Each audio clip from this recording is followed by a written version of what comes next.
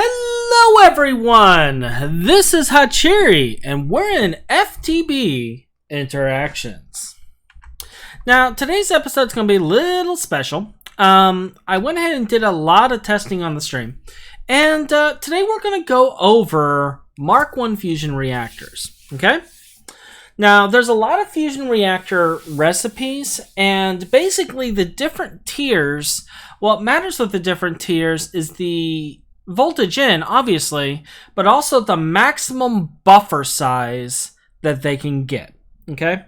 And this is really the big deal with this, because you can only hit to a certain point. So what we're going to go over today is MK1s, and I'm going to actually show you how to build it. We're going to build a MK1 right here today, and I'm basically gonna set it up to where you can have little hover over points so you can see the structure, because I know the JEI, NEI, it's not great. It's not great for it, so we're basically gonna do this. Now, in order to make this, you're gonna need, for maximum power, because the voltage storage of this doesn't matter. It just matters how many's on there, okay? So the maximum power for a MK1 is 160 million EU, okay? You cannot go beyond that. So recipes that require more than 160 million EU energy buffer, you will not be able to do in the MK1. You're going to have to do in a higher tier. In order to make the MK1, you're going to need 32 superconducting coils. You're going to need 108 LUV machine casings. You're going to need at least one output hatch. I'm using an LUV. You can use a LV. You don't have to use a LUV. I'm using an LUV for this. But you need one output hatch and two input hatches. These are for fluids. So 2 inputs, 1 output. Okay.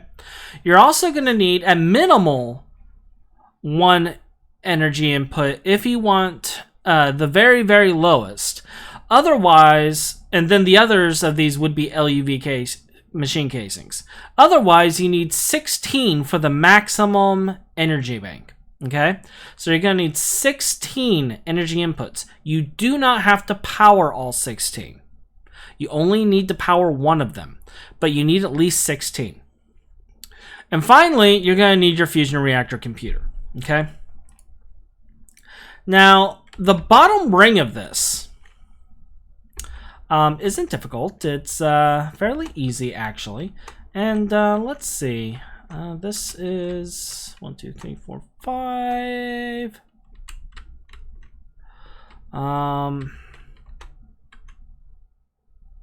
Let's gauge it from this side.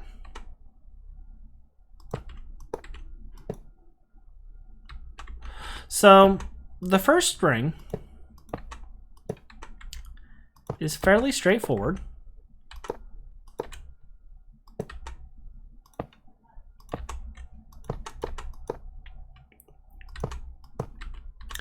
And is not that difficult at all, fortunately.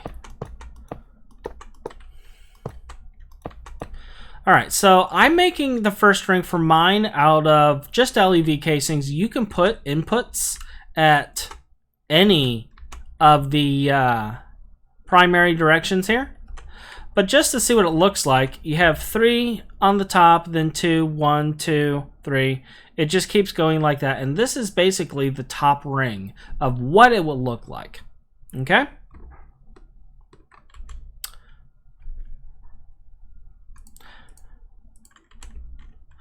Now, I like to start with the coils first as I'm putting these in, simply because of the fact that it's going to make placing the other blocks a lot easier.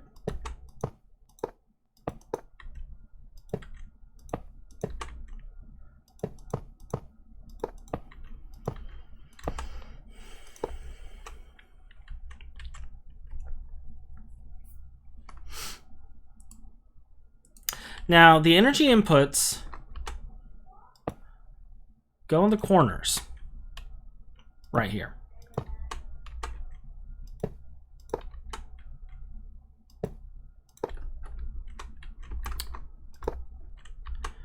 and then facing outwards as well.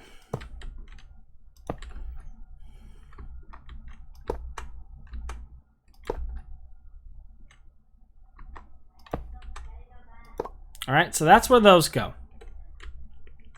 Your fusion reactor will always go in the front and the center like so. Your output hatch can go right there as well. Okay? Output hatch is always going to be on the same level as the reactor itself. And usually right next to it, but I think you can place it anywhere, to be perfectly honest. And then we're just going to fill in the rest of the outer ring.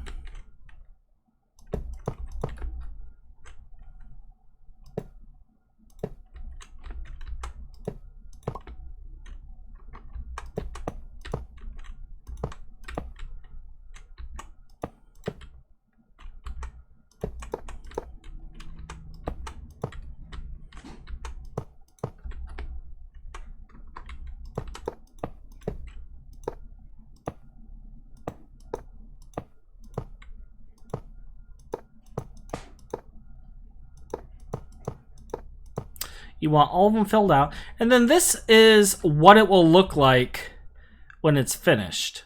As you see, you got a little bit on the sides there. My camera angle is not the greatest. But that's essentially what it will look like, with the edges here being your energy inputs. And then in this case, we have like the output hatch here and our reactor control there. And that's basically the shape of what it will look like right there, okay? And then finally, we just gotta cap it off. So I like to put my inputs right there.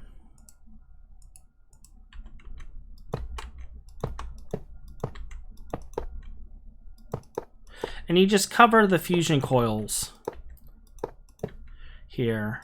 Well, the superconducting coils in this case, with the blocks.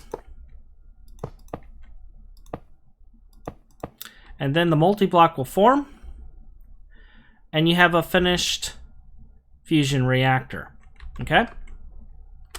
And like I said, you don't have to power all of them. You only have to power one of them. So if I was to take a flux point and stick it right here, as you see, it's powering, and we're filling the buffer. The buffer, it doesn't matter how many of these you power. The more you power, the faster it'll fill up, yeah, but in the end, all that matters is buffer and the EU per tick that your recipe needs. Now, if you need more EU per tick for maintenance, then yeah, you're going to want to power more of these. But generally, you don't have to power more. You really don't. I typically will apparently knock out my floor. And I typically will stick it in the middle there, so I'm hitting two of them. So this gives me about 64K, a little over 64K RF per tick in there. Actually, it's probably more than that, because these are 2 amp, aren't they? Yeah, these are 2 amps, so more than that. But you get the idea. It powers it. So that's basically the gist of getting this built and set up. Now, the reason I was mentioning how Mark 1 caps at 160 million, I tried putting in a ZPM hatch, and just the ZPM hatch to see if it was any different than an LUV hatch. There was no difference in the buffer. So that means 160 million EU is the cap for fusion. And if you take a look at the recipes, they tell you the buffer here, the energy needed to start. So this is a 40 million recipe. This will work on a Mark 1. 60 million, again, will work on a Mark 1.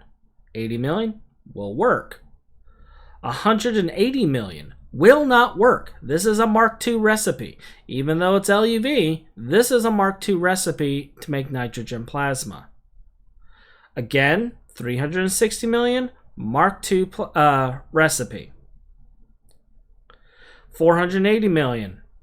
That one's probably going to end up being a Mark III. but I'm not sure. That might be Mark II. I'll find out once I can make a Mark II. But this is basically how you tell whether it's a Mark 1, 2, or 3 recipe, is checking out what the buffer is. And we can make a lot of these right off the bat, but like say Americium, you need a Mark II. It's just out of the Mark 1 range. And I mean, it's a ZPM recipe anyway, so that kind of would have been the thing. But like some of these other ones, like this one, this is LEV. Yeah, it requires 480 million to start.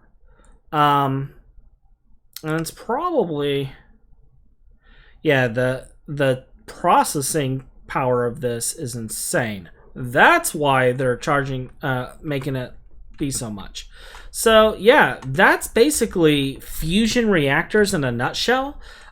This is kind of a short episode for this one, but I wanted to go over that because this was something I had trouble kind of figuring out how to get built correctly, and I wanted you guys to just have a short little tutorial to look over it and kind of understand how these fusion recipes work. So your buffer determines what tier that you can do. So just keep that in mind. When it comes to the recipes, the energy to start tells you the tier. And anything above 160 million is going to be either a tier 2 or a tier 3 based off of that. So with that, you guys have a wonderful day, and I'll see you on the next episode. Goodbye.